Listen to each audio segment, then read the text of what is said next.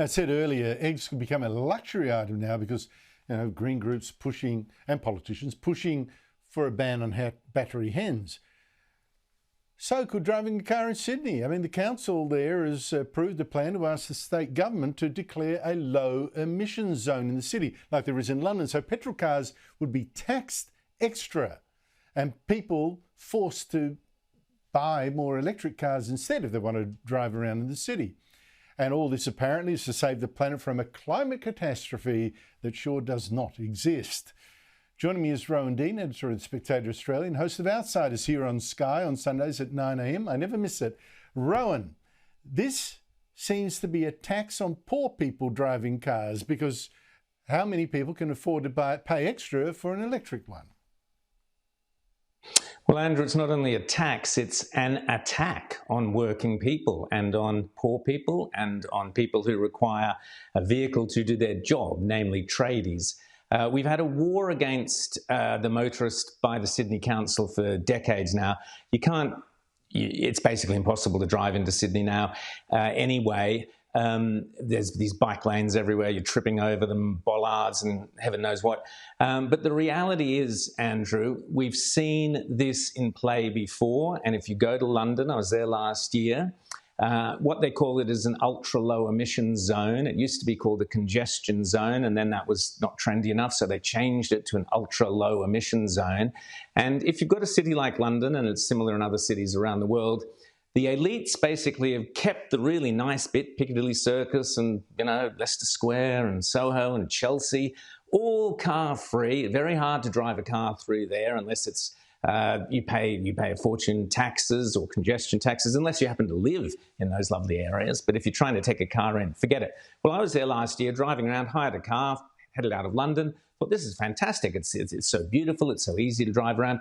But the moment you hit the edge of the zone, it's like some science fiction novel where it's like the Truman Show. You hit the bubble at the end, and then suddenly you are in the real world, and that's where the traffic congestion is out of control. It's like you step out of this beautiful, pristine so-called London into this third world, Bombay, Jakarta-style mayhem of traffic jams and chaos and pollution, because that's where, of course, the non-elites all live.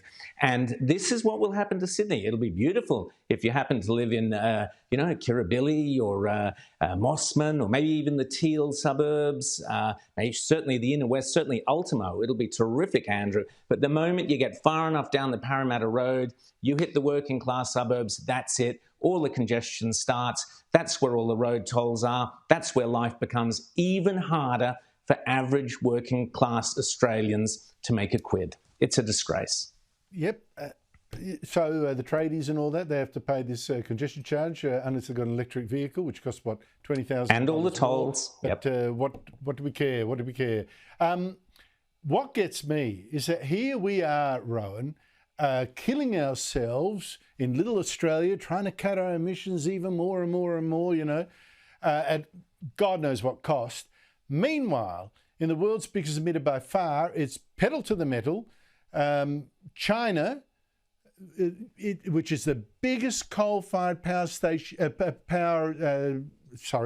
it's got the most coal-fired power in the world. It's got the biggest emissions in the world. Their emissions are soaring, up 10% on 4 years ago. It's like global warming, really. When you look at these comparisons, us struggling, China going full bore, it's like global warming seems to be a plot almost to make the West poorer and communist China, the dictatorship, richer.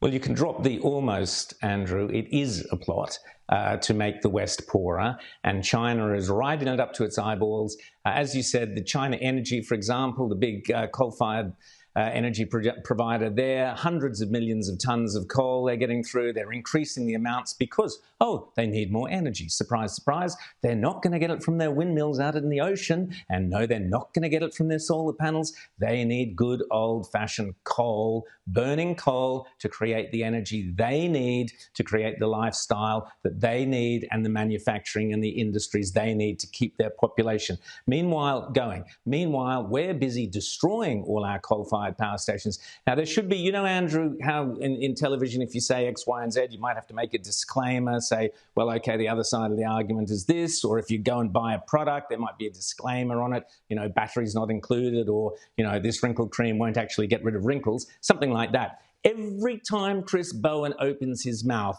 there should, by law, be a disclaimer saying it does not matter what we do in Australia. China's emissions are so great, so vast, and always on the increase that we could, and we know this from the chief scientist, Alan Finkel, we could stop every single carbon emission in this country tonight, and it would make not a jot of difference ever to global temperatures, with the disclaimer that China never does it. And that's the truth. Where are the global warming protesters protesting at the Chinese embassy demanding more effort from China? I never see that.